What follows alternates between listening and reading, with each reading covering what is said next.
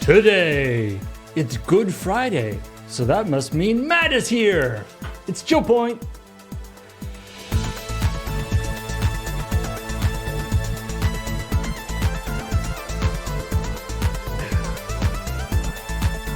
I am risen. That's not hubris or anything, right? No, that's fine. That's fine. Yeah. Lots of good stuff happens on Good Friday. Yeah.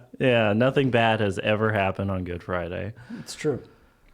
Hey, everybody. Yeah. Welcome to ChillPoint on, this day, which is technically a holiday in Canada. Yeah. Which is, when you're producing stuff on the internet, we're kind of naturally multinational kind of thing. You don't really pay that close attention to like holidays and sometimes days. Yeah. What day of the week it is, or whether it's the weekend or whatever. I forget sometimes if it's Out of Touch Thursday or not. Like, I have to get reminded by Tumblr, like, which day of the week it is. They have, like, a meme for everyone. Except for Saturday and Sunday, I think. Saturday and Sunday are sleepy time days. I guess. People just don't meme about them. So, yeah, I was coming into work today, and I was like, going for somewhere for lunch and realizing it's like, why is every place closed? That is very rude of them. Yeah. Oh, right, holiday. Yeah.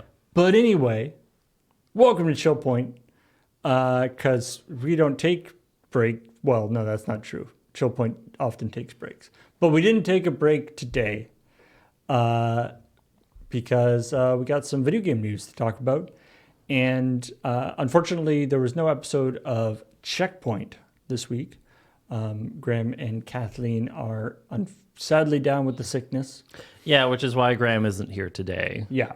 Because we usually aim to have 3 people on this, right? Yeah, we usually we try to have 3. Not always, Yeah. but sometimes we usually try to have 3 people. Yeah. But unfortunately, Graham is a being of pure mucus. A rare instance of him being forced to not share his opinions on video games. I know that the internet really, really craves that, but unfortunately, he will be tacit on this particular week.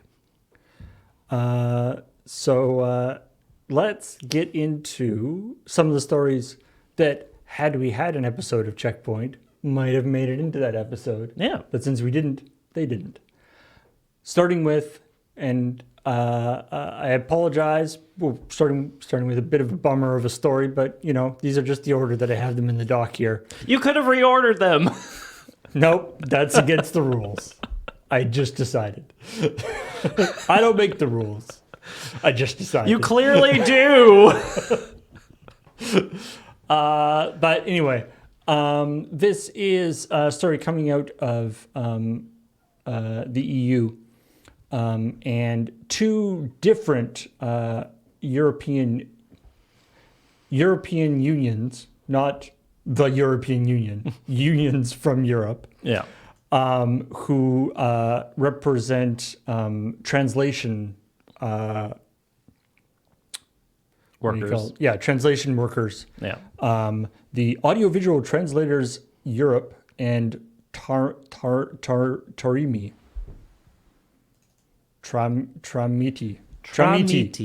Anyway, they have called out keywords, which apparently is basically one of the largest. They're a big multinational video game translation service provider.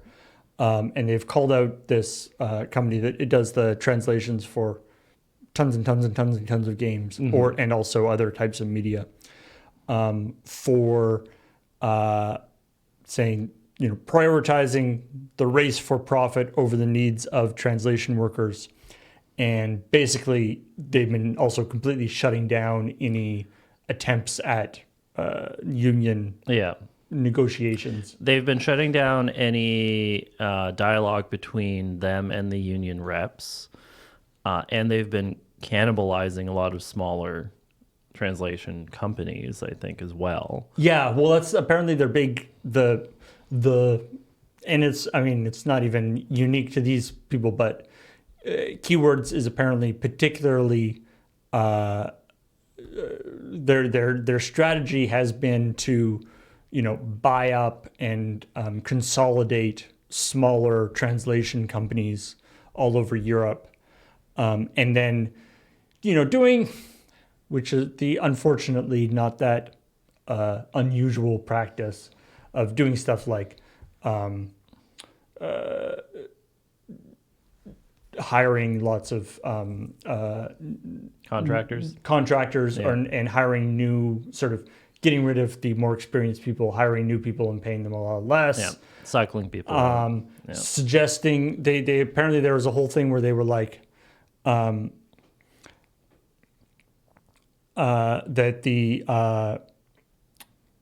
they lure translators in with the promise of with at low prices, but they're like, but don't worry, your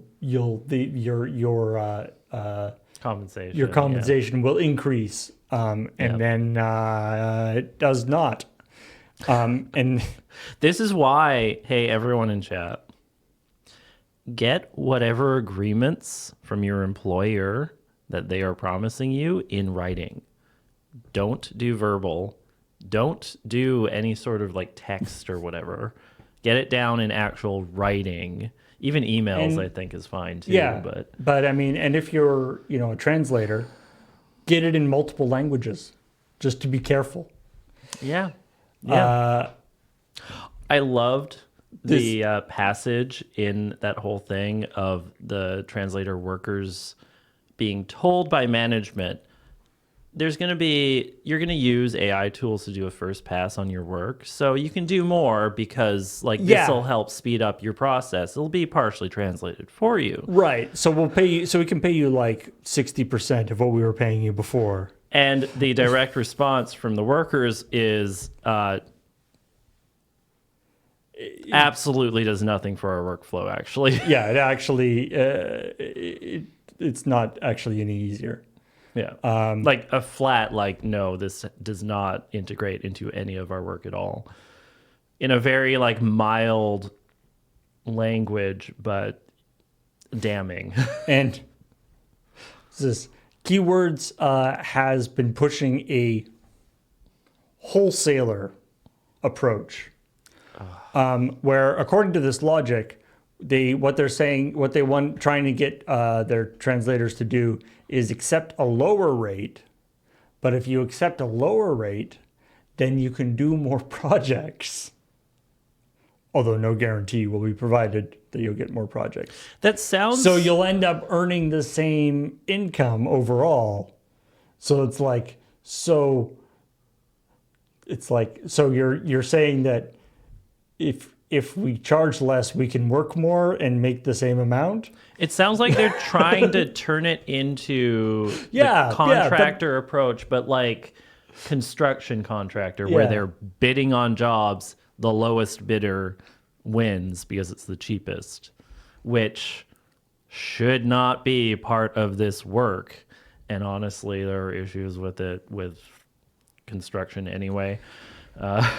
Anyway, unfortunately, like a lot of these situations, it's not like airing their grievances publicly was the first step, right? They've gone through this process of trying to talk to Keywords, both of these different unions, trying to talk to Keywords, getting completely stonewalled.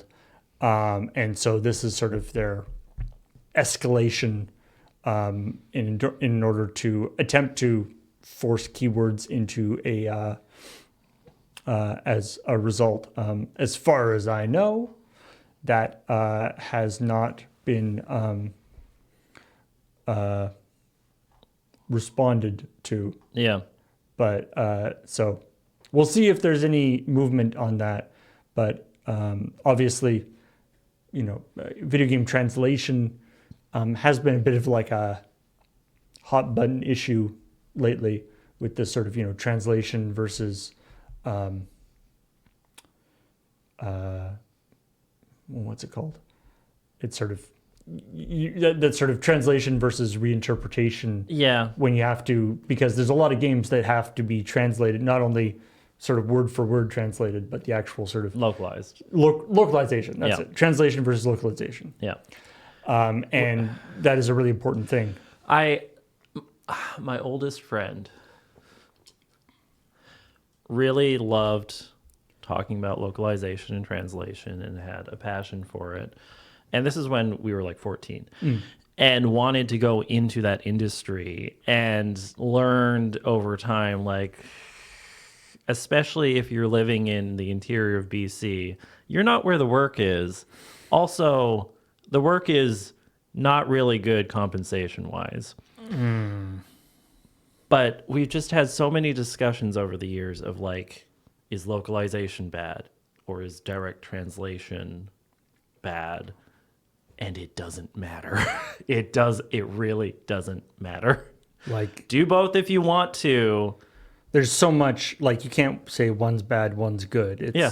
so dependent on the circumstances. As long as the original version in the original language still exists and is accessible to you, enjoy the translated or localized one as much as you want. And if you want to get the direct meaning of it, learn the language and like, interact with the original. And it's like, things can be badly localized. Yeah. Things can also be badly translated. Or the original could be just badly written. Yeah. Yeah. Anyway, moving on to something that would have had to have been localized. There we go. There's a segue. Yeah. Virtual Boy Mario Land. That's right. Very timely talking about the Virtual Boy. VB Mario Land never is what it's known as colloquially, because the game, of course, never received a Release, right? an actual release. Yeah. It was shown off once during the Consumer Electronics Show in 1995. And people weren't even able to, they were just shown some demos of it. Not even on a Virtual Boy, but just like, they were just showing some videos of it. A sign that the whole endeavor was kind of cursed. But some screenshots and things here, let me switch over to, some screenshots have been found of it, showing off one of the things. Of course, this is Virtual Boy, so it's all red and black. Yeah. Because Virtual Boy. So what could have been? We could have had 16 games for Virtual Boy instead of, I believe it's 15 games were ever made for Virtual Boy. Oh, honey. Interesting to have this 3D effect on the 2D plane there, where it seems like go through doorways. I mean, this actually reminds me a lot of, or a little bit of the like Yoshi's Crafted World style thing, where it's like a 2D game, but then every once in a while, like stuff you would sort of move into the background or move into stuff from the background and the foreground were messy. They've done that in some of the more standard Mario games too, I think, with a couple layers. Yeah. Like nets or something that you. And then this is very like Zelda. That's Link to the Past. Yeah. Was this developed before Link to the Past? No, After? Definitely not before Link to the Past. Okay, after. It astonishes me. I never thought about it until I was told this. Link to the Past is the third Zelda game they ever made. Yeah. I thought it was like the fifth or sixth. Nope. They were like, they made the first one, and everyone liked it, and they made the second one, and people were like, what the hell was that thing? And then they really hit it out of the park. And then, with Link to the third one, they're like, let's go back and make the first one but better. Yeah. And they're like, oh yeah, that's great. Yeah. Just keep doing that. Yeah. It's sort of like the second Zelda game is kind of like the second Mario game. It's just like kind of comes out of left field. They didn't quite know what they were doing yet. Link to the past. Anyway, um, speaking of which, actually, speaking of Mario stuff, Mario. uh, Oh, this. Yeah. this is okay. So this is only like a very peripherally video game related story, but you know what? Sometimes that's what you want. Tax day or taxes are being prepared. I believe in America they already happened, Yeah. and in Canada they're happening at the end of the month. H&R Block, the tax preparer, has been running a series of ads, which apparently, if you're in the States or whatever, you've been kind of inundated with on YouTube and different things. Yeah. Little 15-second spots. And apparently, so one of the it's like two girls talking on a couch about stuff. It's sort of and it's sort of the premise of the ad is sort of you can level up your tax stuff. Number go up. Wait, for taxes, that's not good. You want number go down. Oh. You still have time if you need to go redo your... but yes, they have publicly acknowledged that her outfit is indeed apparently it was not scripted that way, but on the day of recording, they were like, "Hey, we've got yellow and we've got purple. We could have her dressed as Wario." Yeah. I do like now, in a certain way, that video games have permeated our culture enough that Yoshi is no longer a deep cut, and Wario, like a couple steps beyond that, Yeah. is no longer a deep cut. Like, people recognize Wario. And Wario is not like a core character in...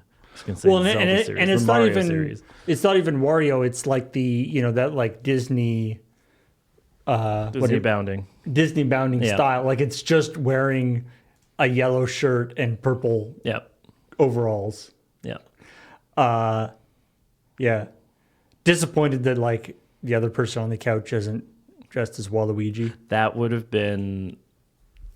If they did that, then I would not believe them that it wasn't planned. But they really should have done that. I will say, very unfortunate, it doesn't seem like they're using a Nintendo controller, the other person on the couch. No, in fact, I believe they are very specifically using non-branded controllers. Yeah, but the theming is muddled now. You know, you have to have a cohesive storyline. Also, just a heads up for all you Americans out there. There's a couple of you out there. Don't use that company. Oh, really? There are free alternatives that I believe your government actually supplies for you. Just look those up and don't pay to get your taxes done. I wasn't aware of H&R Block being particularly bad in that regard, but in the States, the ongoing story that I've heard over and over again is that they've essentially petitioned the government to make the taxes inscrutable so that people have to use them in order to do their taxes. Don't give them any of your money for that action. Don't supply them for that kind of behavior, you know. That's true. If you can avoid it. Yeah. Taxes are not that difficult up here, at least. Depends on what you're doing. I mean, I'm maximizing my numbers. That's what you need to do, right? Yeah, numbers go up. Numbers go up. That means you win taxes. Yeah, you win at taxes. Anyway. Hey, speaking of, well, I was going to say speaking of winning, but these guys don't really win that often. But anyway, Ubisoft. But no, wait. I know what you're gonna say. Hear us out. This is good Ubisoft news. Yeah. The rare Ubisoft W. Ubisoft? The rare Ubisoft. Ubisoft is open sourcing their internal color blindness testing simulation tool Yeah. called Chroma. Chroma. That allows their developers to have accessibility considerations for colorblind people, for different, all different types of color blindness. Because of course, The three kinds. there are the different types of color blindness. Are there more than three? Because the article mentions three. There are three major ones. I think Okay. there might be like sub areas in between them, but there's three ones that are generally considered to be the ones that are that you have to work out. The mainstream and ones. it's depending, and it's yeah. There's sort of three combinations of colors that are sort of the three colors that we perceive. One of them is missing for Yeah. each of the different things. Yeah. Theoretically, I think you could have two versions of colorblindness at once, which makes it even worse. But anyway, so the interesting thing about or the deal with this, and because when I saw this, I was like, Photoshop or whatever has a little thing for colorblind mode. Is it really that big a deal that that they have this tool for it? It turns out that basically they have this tool that it's integrates in with live gameplay. Apparently, it's not even it's not like engine specific, so it's not tied specifically to the Ubisoft's various engines. Just seems like a widget you can put onto your program to just and simulate this stuff. And it allows them to simulate the color blindness stuff without a major impact to actual frame rate and gameplay and stuff. And so apparently they've been working on it since 2001. It allows us to assess the accessibility of our games for colorblind players much faster and more comprehensively than ever before. We believe accessibility is a journey, not a race, and we are thrilled to share Chroma with the entire industry. We invite everyone to benefit from it, provide feedback, and contribute to further development. Good. This will be so useful for so many game designers that are doing colored wire and colored button puzzles. I mean, yeah. I think in general, the consensus that I've seen in general for like things like that, like colored button, colored wire, colored things, it's usually best not to be like, okay, let's make sure that that we're using colors that won't interfere with color blindness. Yeah.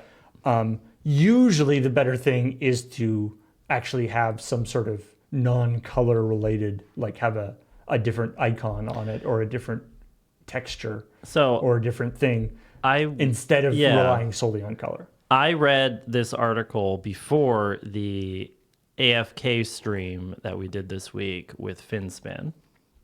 And Finspan has 3 color-coded habitat areas on the game board. Right. They all also have different textures on those. Different patterns. So even though one of them is the blue area and one of them is the green area, which is a very common colorblind weakness, one had like a wavy edge to it and the other had just like a fadeaway, like straight edge to it, which differentiates it at a glance to each other even without color, even in low light where you can't really see the difference between blue and green. Yeah, and I mean, I think that probably speaks to the fact that, it's not the Finspan is not their first rodeo. They've made quite a few games. I mean, specifically in this particular genre, but also just they made quite a few board games, so they probably have a lot of that. They know, they've learned a lot of that accessibility stuff. You just described it as not their first rodeo, and I immediately started imagining riding a fish. Fish. It's like not a the first bull. fish rodeo. Just riding a fish like a bull. Like just, that's a world I want to live in. Anyway, color corrected stuff. Yeah. So anyway, and as the America saying, not dumb on what Ubisoft's doing, but this sounds like something anybody could do in post processing colorblind filters. Yeah. I think that is correct, but I mean, they say on the page here, it has the key features of color simulation on a single monitor. The solution works on top of a game and can be maximized as per requirements. It works on all games, no dependency for a specific game or engine. High performance, accurate results, simulation of all types of colorblind forms. Only available the only available solution which captures screen live gameplay and the simulate. Easy to screenshot, easy and configurable UI. Yeah. So I think it's not that it couldn't be done. This is just a set of tools to make it a smoother development experience. The two wins here is it's open source, so anyone can use it for free, I believe, like fully. And it just makes a task easier. It doesn't make the task possible, it makes it easier. Yeah. Which can be very big. There's a lot of work you got to do in game dev.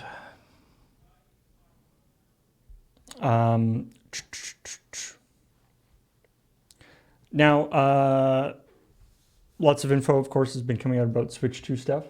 One of the things that they talked about when they first at the announcement thing at the beginning of April is these like expansion pass, or not expansion pass, but these upgrade things that they're going to do for some old games, including Breath of the Wild and Tears of the Kingdom, which is very exciting because getting those games in 4K is pretty spanky cool. Plus, they're also going to have a companion app for your phone that basically can do a bunch of stuff, including the funniest one, which is like a GPS. It's like, on your left, there will be a moblin. Kill the moblin, and then move forward.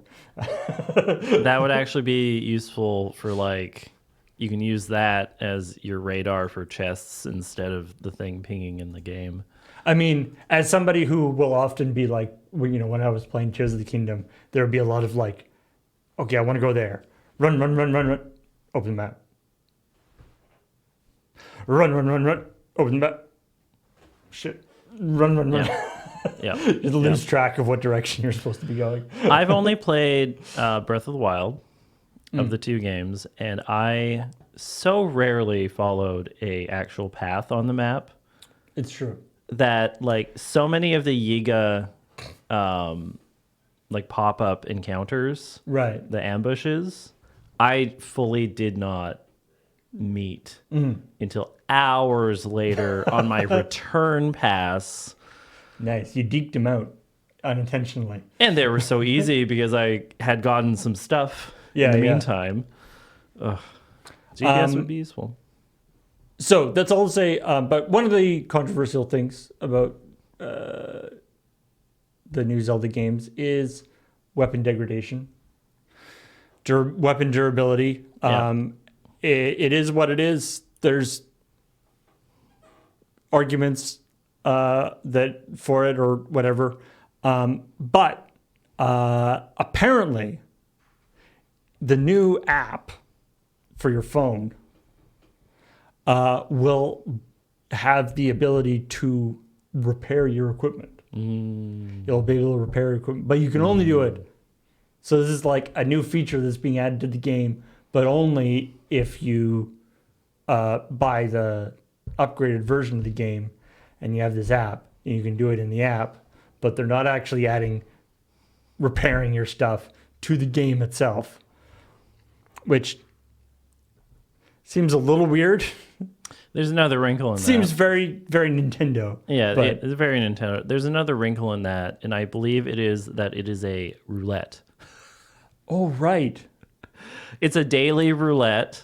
You can maybe Repair a thing. repair a thing or get other bonuses. And I believe the article mentions that the repair and equipment poll is actually one of the rarer polls. Right. So you're very rarely going to see it compared to other stuff. You might go a week without seeing it or longer. I think my previous strategy of throwing the two Octoroks and getting them to repair the things for me is the way to go. Oh, I did not know about that strategy. Yeah. I did not play that much of these games. If you throw a weapon or whatever, and near an Octorok, it'll suck it up. And then if you kill the Octorok, you'll get the weapon back, and it'll be all 100%. It just kind of respawns the weapon, I guess. Yeah, I guess, or it's just, yeah, it's one Okay. of those weird little things. Or you just don't care about weapon durability and just run around and smash things because. Yeah. I mean, I think that's sort of the intention with the weapon durability thing is that like they didn't want you to get like too precious about your weapons. Yeah. Which makes sense except for like the Master Sword. It's like, why does the Master Sword just randomly break all the time? That seems dumb. It just gets tired. It needs a nap, you know? But anyway.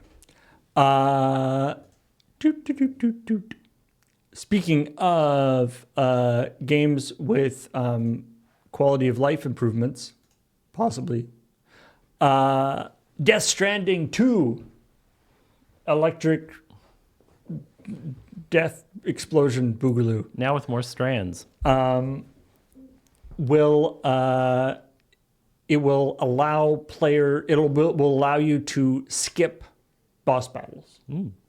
So apparently, if you're playing it on like easy mode already, if you die in a boss fight, the death screen will be like, do you want to, continue or quit? Or do you just want to go past this boss? Yeah. And if you say that, it'll give you like a novel, it'll give you like a text description of what happened with like still frames. A slideshow presentation. Yeah. Yeah. And like, this is you being awesome. Dunk, dunk, dunk, dunk, dunk, dunk. All right. Which, I mean, I'm all for, this is slightly different than accessibility, but it's sort of related to accessibility, right? Yeah. It's sort of making a game more enjoyable for more people. Very fine. I don't think I personally would want to use this. Yeah. And That's up to you. And I'm not saying that even from in the sense of like, well, I'm too hardcore gamer. I mean more in the sense of like, if I'm playing a game where the boss fight is either so difficult or so sort of unpleasantly made that I just don't want to do it. Yeah. I think that's like, okay, I just don't want to play it. Like, I think It's happened to me I before. wouldn't want to skip forward and then continue playing that game because I know that whatever mechanic or whatever thing that was going on in that boss fight, I'm probably just going to encounter it again. Yeah. And so, That, but that's not to say that's how it is. But that said, I would have loved to have that option in a game called Tunic that came out a while ago. oh yeah, I love Tunic. I started playing it. There is a point in the game where you go into a, I don't think it's a boss rush, but an enemy rush. Yeah. All momentum of me playing that game completely gone because they don't have that option. Right. I think they have like a God mode kind of thing where you just literally can't die or something. I just never tried it because again, these are things that I'm probably going to interact with in the future, so I should probably learn how to deal with it. And but it's like, yeah, I get that. And I mean, I've certainly fallen off playing games because a particular boss is kicking my butt too hard. I think Kojima also mentioned in the article, he was quoted as saying that people thought that the boss fights in Death Stranding 1 were one of the weaker parts of the game. And that came into this decision. As somebody who's played Death Stranding 1, I would agree with that, I think. I would agree that that Death Stranding that because Death Stranding, it's sort of a recurring problem in games like Death Stranding that are sort of open world. You can do lots of different types of things. You can do this. You can deliver stuff. You can do things. You can avoid you don't have to fight all the bad guys. You can go around and come up with other things. But then you sort of reach these choke point, this sort of, but to go forward, you actually do need to do the combat. And to do this combat, you have to pull out your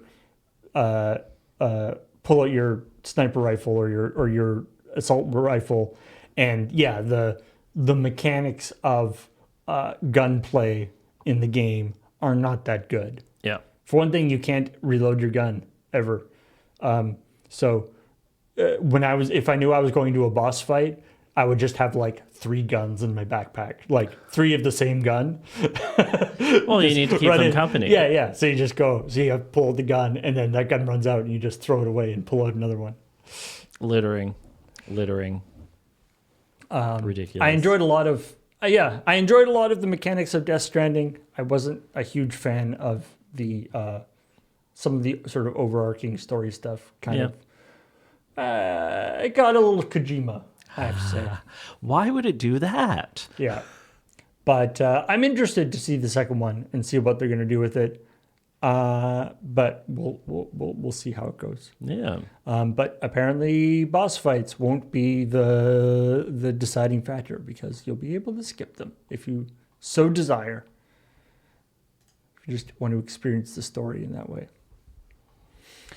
Speaking of experiencing stories, possibly stories that you might have experienced before, possibly many times before, possibly one of the most, I feel like this is one of the most re-released games of all time. Yeah. But guess what? Elder Scrolls Oblivion Remastered is coming out on Switch 2 and various other things. Yeah. I swear that exact, Elder Scrolls Oblivion Remastered already came out. They already remastered it. Maybe that one wasn't called remastered. It's an iterative process. But I definitely feel like it's been remastered more than once already.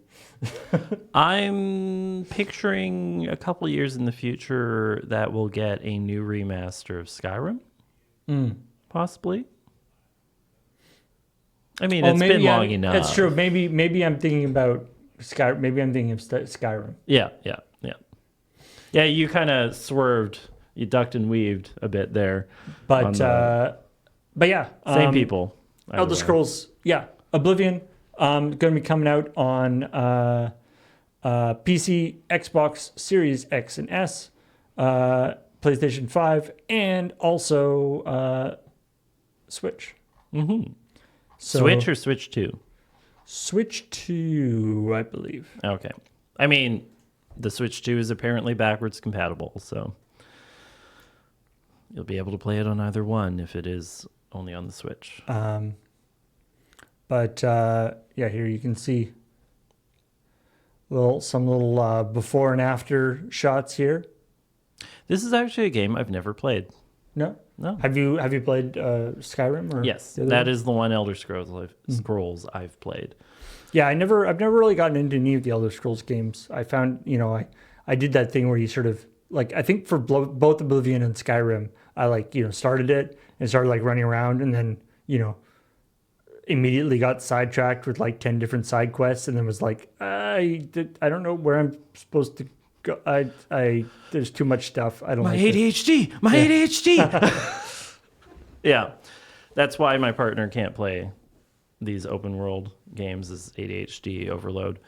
Yeah, no, I was too busy playing Final Fantasy. Speaking of side quests. Yeah. But yeah, I like the pictures. Oh wait, you can't really see that. Oh, in chat, Square.Cube saying, so hey, the big difference here is that the remaster actually has working shadows. But yeah, I like this. It's like, oh, there's like a couple of little Peace arches. little arches, and then Yeah. over here it's like, oh, look at all this cool broken stuff. So I love broken stuff. looks pretty neat. Yeah. She got a hat. It's like, Cool look, hat. cool hat. Yeah. Maybe she always had the hat. It was too low resolution for you to see it before. Yeah. It's true that the new shots are kind of browny.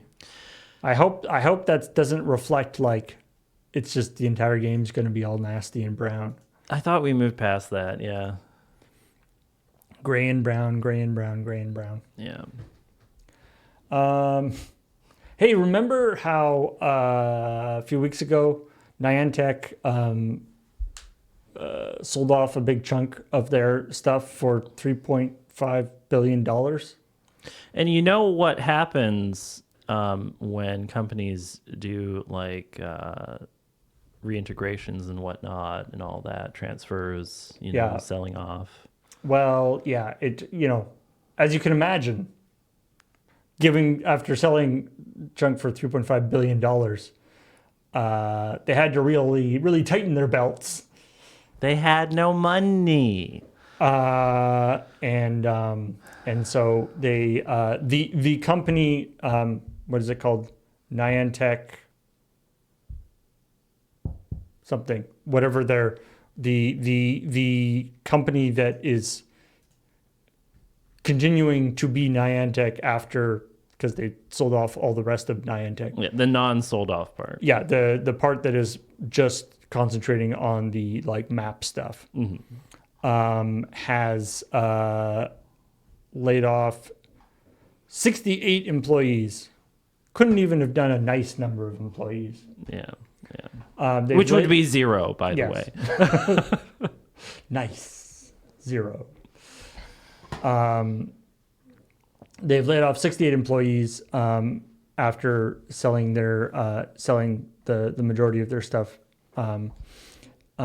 They saying because they want to enable the company to focus more, to operate as a startup organization. That's the weird thing to me. It's like they went from being probably a startup to a full-fledged company, and they're like, I'm going to revert back to my childhood, and went back to a startup. Well, there's this, and there's those that.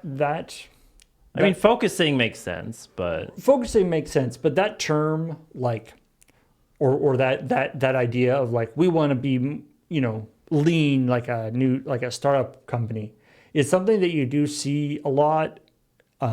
These sort of like a larger, more established company being like, we want to make things, lean, be like a startup, and sometimes, I'm not saying all the time, sometimes what that's code for is, we want to get a bunch of people to like work way more and be like, work for the enthusiasm of the job and, not worry too much about where their, where the company is going, because they're just so excited about the project. Just sort of we want that startup mentality. We want people sleeping under their desks and all this stuff. It's about like, the passion, And it's like, or maybe you could actually just be like a well-run, competent organization that schedules people properly and makes it so people don't have to do that. Yeah. Maybe it's like the higher ups in Niantic Spatial being like, you know what? I don't want to live my life with this big thing. I just want to go back to when we were younger and cooler, and Can't- living that. Can't bring back your youth.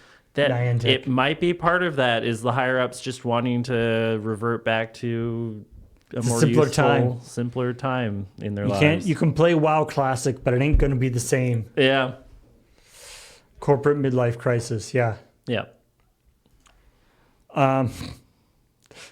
Speaking of Midlife crises. midlife crises, possibly. Microsoft has blocked, or the company making these two games has decided to not release them on Microsoft on Xbox because they feel the requirements, the censoring requirements that Microsoft demanded were too much. The names of these two games kept sliding off my brain because they are mouthfuls. Yeah, they are. They're getting ported to like everything else. but grammatically Xbox. difficult. Yeah. Is that one of the names? Steam Hearts Saturn Tribute and Advanced Variable Geo Saturn Tribute Yes. are these two games I believe they're both. originally for the Saturn. Yeah. I believe they're both Eroge games, or however you pronounce that. Well, yes. So that's the thing. So one of them is like a bullet hell game. One of Yeah. them is like a fighting game. Yeah. Or punch them and- up, I think. Yeah. Yeah. What's great is there's a trailer for that which shows stuff, and it's like, oh, this is a bullet hell game. Oh, this is a fighting game. Yeah. I don't see what the problem is. I don't see anyone breasting boobily here. But apparently there are some issues they just don't show in the trailers. I mean, in the trailers you sort of go, there's maybe like a raised eyebrow here. It's like, what are they doing here? But you don't actually see anything. But anyway, I do find it a little funny that we're at the point where Microsoft is like, it's coming out for Switch. Microsoft here for some reason is the prude, Yeah. not Nintendo. Yeah. What is the... What is the what? There's a great... A quote? a great quote, yeah, that I was trying to see. Yeah, and Gatfiller in chat mentioned, yeah, those are Eki shooters. Mm-hmm. Personal question. Is it pronounced Eroge? Is it pronounced Eki? Or are they two different words? Or like Etchi and Eroge? I don't know. I don't generally talk with people with mouth noises on how to pronounce this stuff. Etchi? No and no. Okay, I'm just completely wrong. Eroge. Good. And Etchi. Okay. Okay. So Etchi is not a Italian term then, because then it would be Eki. Right. Do you have the quote? Due to the nature of this title being a revival of a work that contains provocative content, we have continued to develop it with the aim of delivering a common game experience across multiple platforms upon release. While there are various standards for each platform, we have repeatedly adjusted content.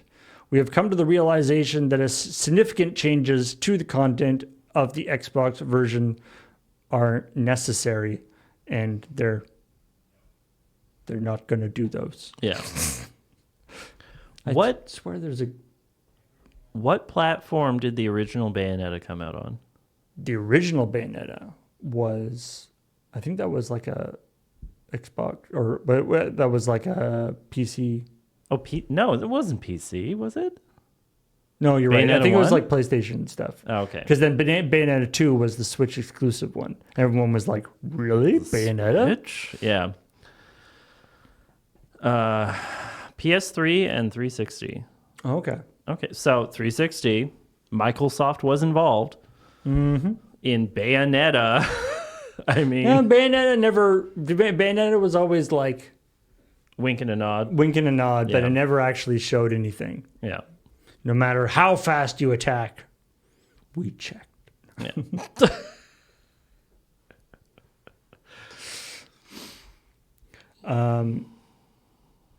Anyway, I can't find the. You can't find the juicy quote. Is it in one of the other articles that we were? It must maybe. I thought there were 2 articles you linked for this one. Yeah, there were, and I thought I don't know. Anyway, whatever. So yes, unfortunately, if you want to play these games, you will have to get them on the Xbox or here it is. It was actually in it was a quote for somebody quoted a thing from the Xbox, the canceled Xbox page. Or no, the Steam page. Sorry, so the Xbox page had it canceled, but now on the Steam page it says the original's sensual scenes have been thoughtfully adapted for a modern revival, respecting the heroine's privacy while maintaining the essence of the classic. Why does this sound like? Why does this sound like a type line for an update to a show you're putting on Broadway? Yeah, Like, I'm glad that they're respecting the heroine's privacy. that's just such delicate and respectful language for something, and they're describing it as sensual scenes. If it's just sensual, then I'm wondering what the problem is, because sensual is not quite there in terms of, like, Bayonetta would be sensual. Well, Speaking of, actually going back to Elder Scrolls, yeah. Bethesda is doing a thing where they're selling slices of the original Elder Scrolls Online servers. You can buy a piece of your Elder Scrolls history. Slices. And I have to say, I'm a little disappointed in this whole thing. Because when they say, like, you get a slice of an Elder Scrolls server, it's like it looks like it's a chunk of RAM or something out of the server. It's not the juicy part of the... Well, no, but it's like, that's not a slice of a server. Yeah. That is a bit out of this. What I want is what they take the server, they embed the server in like a block of like epoxy, fill in all the crap, like every part of it. Every part of it, yeah. And then they just like use like a water jet or something to make perfect like 1/4 inch slabs all the way through. So you have a perfect cross section of like that piece of the server. That will be a slice of a server. Human culture is fascinating. I mean, your slice of the server might just be like empty with like the edge of the case. But you know, that's the way how the cookie crumble. And that's how the server got partitioned. Yeah. I believe they made 1,000 of these. 2,000. 2,000. Ooh. I wonder how much of this is them just going like, oh, the lifespan of these servers, like this mechanical piece of I mean, I'm equipment assuming is just done. that these are already decommissioned servers. We're cycling through to new ones because you have to do that with equipment. Why don't we make some money doing it? Why don't we cut up some pizza and serve it to our fans? Although I do kind of like the idea of like, you know, you get this like RAM chip or whatever from the original server, you know, you hang it on your wall, and then like 5 years later you get a call and be like, hey, can we have that back? It turns out we actually really need that chip. Like 200 years in the future, they get whatever data they can off of that to see what culture actually was like at this time. It's like it's like a mosquito and amber. Yeah. And it's just the bit in the game that had the lusty Argonian maid. and they use that in order to. Yeah. Is that a famous part of Elder Scrolls Online?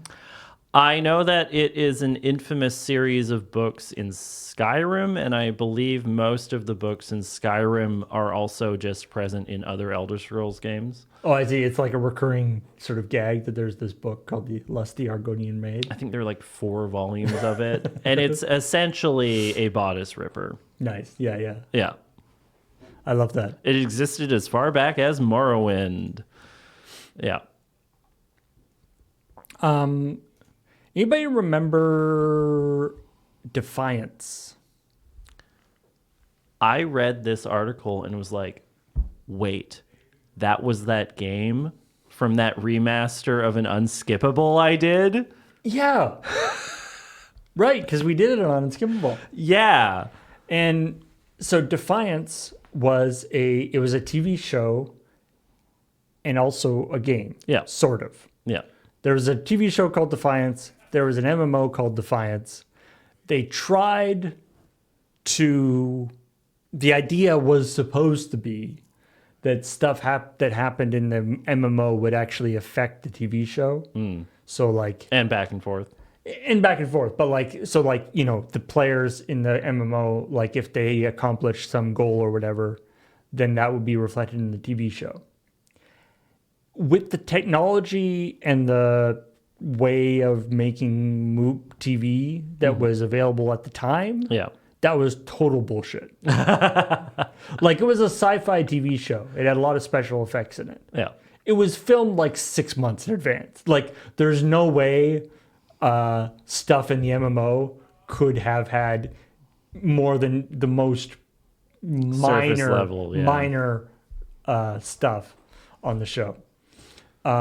I kind of enjoyed it. The TV show. It was like it was sort of a schlocky kind of I don't know, you know. There's a place for schlock. It's like, you know, Stargate or one of those kind of things. At the time, there wasn't a lot of like sort of that kind of sci-fi on TV. You know, the shows there wasn't a lot of that kind of sci-fi. So, you know, I watched it. I enjoyed it. But it was canceled after 2 seasons or something. But the game MMO, itself... The MMO kept going. For a long time. For I quite was a while. surprised. 2021, I think, was when it shut down. Yeah. So it went until it was like 2014 or something. When it came out? 2013 is when it was first launched. It was then relaunched in 2018. Oh, okay. It was called Defiance 2050, which was launched in 2018, just to be confusing. Because it's supposed to be like near future, I guess. I don't know. Near future, yeah. And then in 2021, it finally got shut down. The servers shut down. Yeah. Apparently,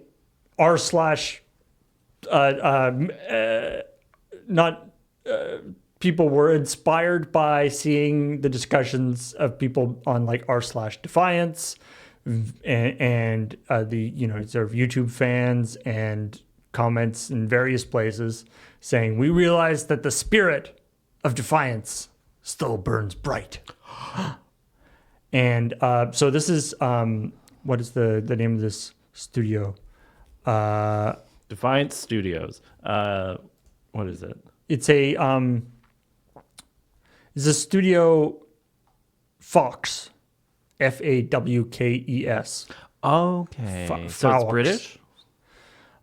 Is an indie studio dedicated to reviving treasured titles. So this is kind of their thing. And they've so they're going to try to bring it back. Fox Games, yeah. Possibly a tricky one. MMOs are so in terms hard. of the name, but anyway, we'll see if they can make a go of it for, I guess, a third time, because they relaunched in 2018. Now this is going to be a re-release of the 2013 version, not the 2018 version. WoW Classic. Really? Not Yes. the newer version? Yeah. Okay. The Defiance will be coming back in April, so it's coming back this month. Or maybe it's already out now. Good luck to them. Will be the 2013 version. Yeah. Starting with a PC launch and then ideally with a console launch later on. I just don't know how they would make a go of it when everyone is playing Final Fantasy 14. I mean, You it's a know? tough, like, I feel like there was, back in the day, it felt like maybe this was just this wasn't actually true, it was just a perception, but it felt like there was a little more wiggle room in the MMO thing. Now you've got your WoW, you've got your Final Fantasy, and you've got maybe, one Elder or Scrolls Online. a couple others. Yeah. But the whole market is kind of sewn up. You gotta breaking into that. Whereas I feel like there used to be some more like kind of small MMOs around. You had like City Heroes, and you had like Matrix Online and Yeah. different other things. People maybe are there, exploring the market. maybe there is stuff. Maybe there is more stuff. Oh, apparently it launched today. Oh, Well, there we go.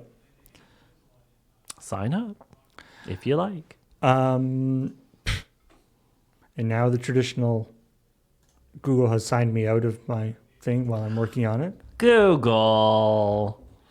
Now, this story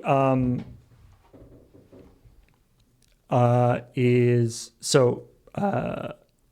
This is something that I believe we've talked about previously in relation to China. Okay. And now apparently Discord is Right. experimenting with age verification via video. So a couple of countries, Australia and a couple of countries in the UK, Yeah. and a few, I think, or the Australia, the UK, and I think a few other European countries have or are working on legislation to restrict social media access for kids, people under 18 or 16 or whatever. Good luck for one thing. Which I think is not a bad idea necessarily, but it's a tricky one. How do you enforce this? How do you enforce this? How do you do anything about this without completely alienating the youths and also just causing a lot of societal damage? Shockingly, Yeah. and as somebody who, as a kid, figured this out myself, it is no longer the case that the checkbox on the thing that says, "Are you 18? Check this box," is foolproof. Apparently, you can just check that box even if you aren't 18. They don't have any way of checking that. Related to this, I have gotten flagged on a website before that you had to put your birth date in for. I got flagged because mine was like the default that people were lying with. Nice. And I had to be like, I'm a real person. This is my birthday, actually. January 1st, 1990 is apparently a default in our age cohort for particular websites for some people. That's amazing. Yeah. We actually did a sketch like a long time ago about somebody thinking that a guy being like arrested by the FBI or something, thinking that he was like a double agent because all his sign up information was like AAAAA, @.com. Yeah. Yeah. So anyway, Discord they are rolling out a program at the moment only in the UK and Australia, in response to this idea, where you have to verify your age on your account before you can access certain things. That level of it, I'm fine with. Like the checkbox, like put in your birth date. I don't really like put in your birth date because you're giving away personal information that you probably don't want out there that much. But verifying it at that level, okay, fine. You're covering your liability, whatever. So the users will have two verification options. Yes. The first, you have to use either your webcam or a phone camera, because of course Discord's also on your phone, to scan your face and then submit that image. Or you can you can scan a QR code, which takes you to a page that you can take a photo of your like passport or driver license or whatever and submit that. So, class, can you point out any issues with either of these options? Paul, perhaps, can you? Now, but don't worry. If you're concerned, they've said don't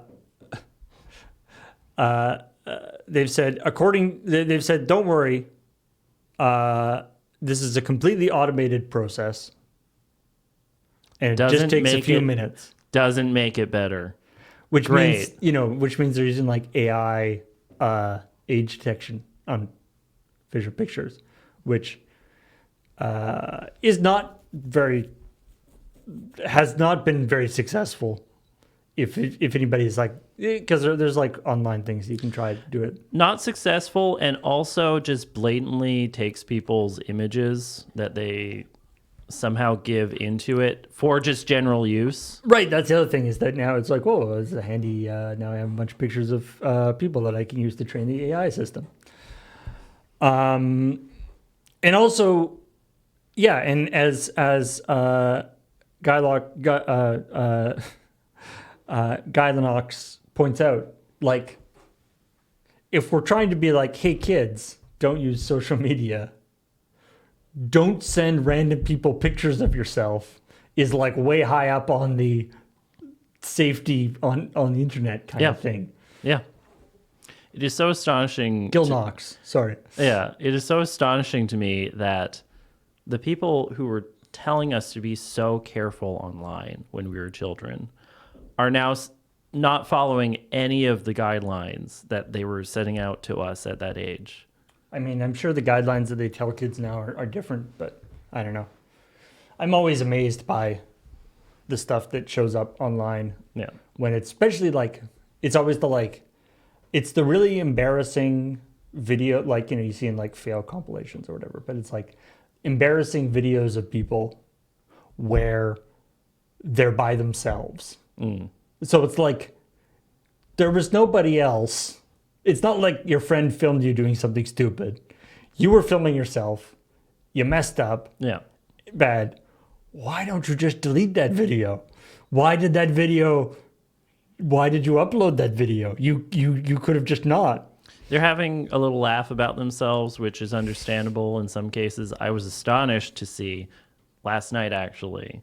My partner and I will wind down before bed by watching a couple yuck, laugh, funny videos on the internet.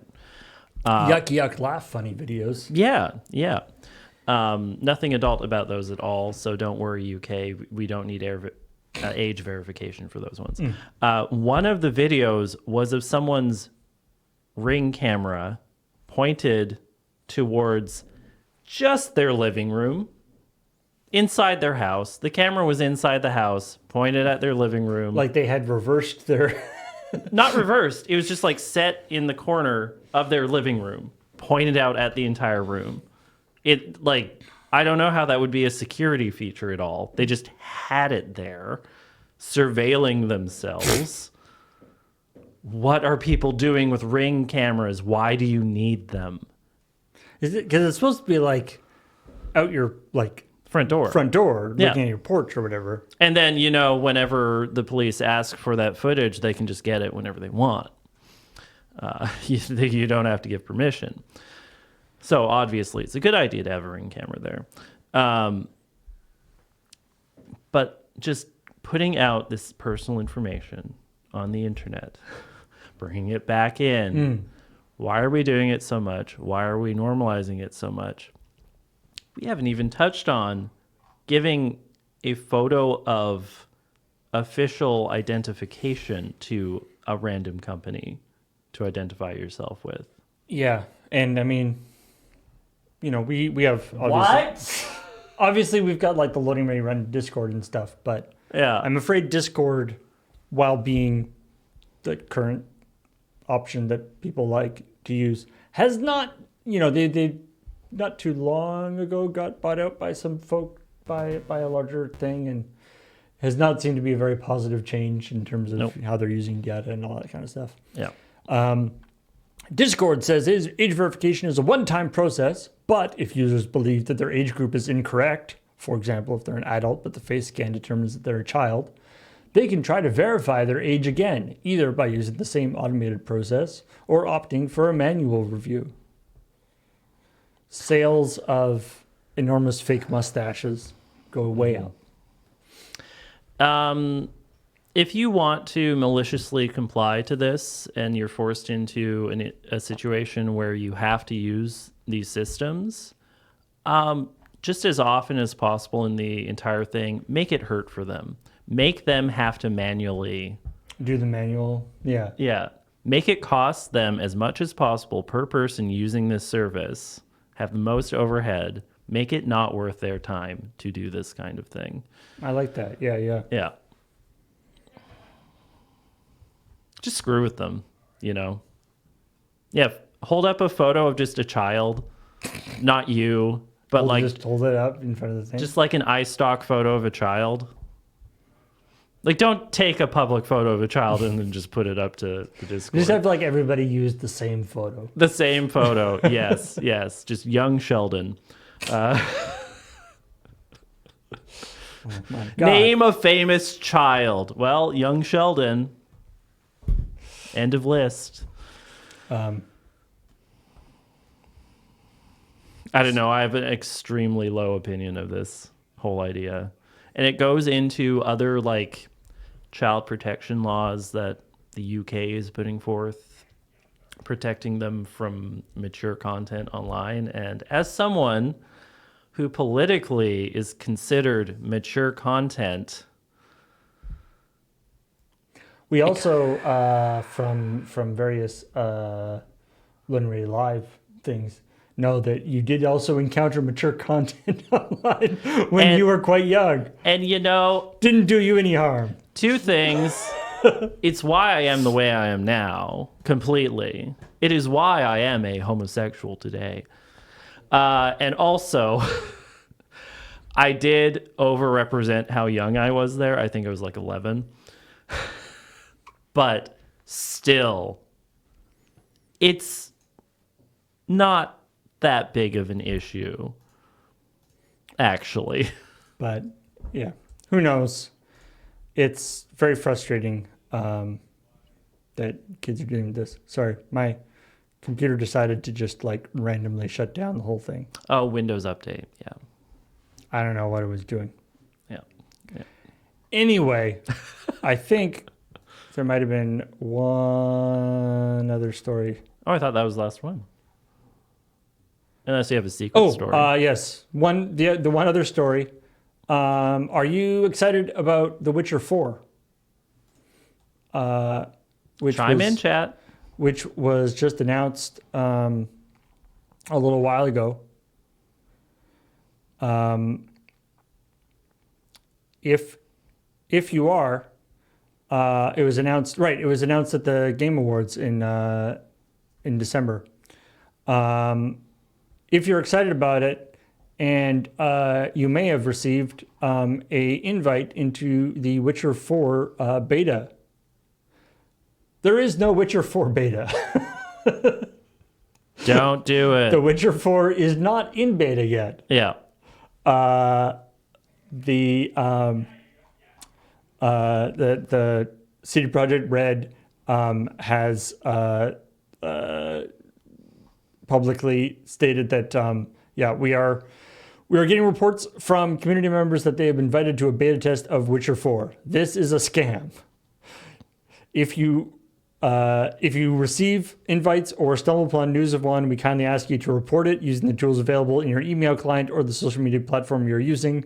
Remember, professional monster slayers don't fall for scams. They see right through them and they slay them. That's right. I don't know. Do you use the silver sword for the scams? Is there a special different sword that you have to use for the scams? Only if they're an otherworldly creature. I feel like scams, at least nowadays, are completely mundane. So probably just the regular steel sword, actually. The regular steel Maybe sword? with oil on it. Just poke them with a stick. Yeah. Sharp stick. Stab them in the thing. Yeah. And then play Gwent afterwards. Yeah. So anyway, to be honest, I'm like, I mean, I presume this is just like, oh, they just like, enter your email address and they just harvest your email address. But I like to imagine that this is like, you get invited to like a beta of The Witcher 4, but then they actually like keep going with it, and like they like they are trying to like trick you into like playtesting some really crappy like Witcher knockoff game that they're trying to make. There actually is another game. It's just not The Witcher 4. Yeah. They're just so it's a scam, but it's not the scam that you think it is. They're actually it's just like trying to. It's just a playtesting scam. Yeah. They're just trying to get playtesters. That would be so refreshing if it wasn't just a monetary scam, if it was actually just a playtesting scam. Anyway, I think that's all the stories that we have to talk about right for now. Anyway, hopefully we will have more Checkpoint next week, barring other tragedies like illness or whatever. We will be back with more Checkpoint next week, and back with more ChillPoint as well, with probably other different guests or same guests, or maybe it'll be just me. I don't know yet. We'll find that out. Yeah. But in any case, thanks very much for joining us, and we will see all y'all later. Bye-bye.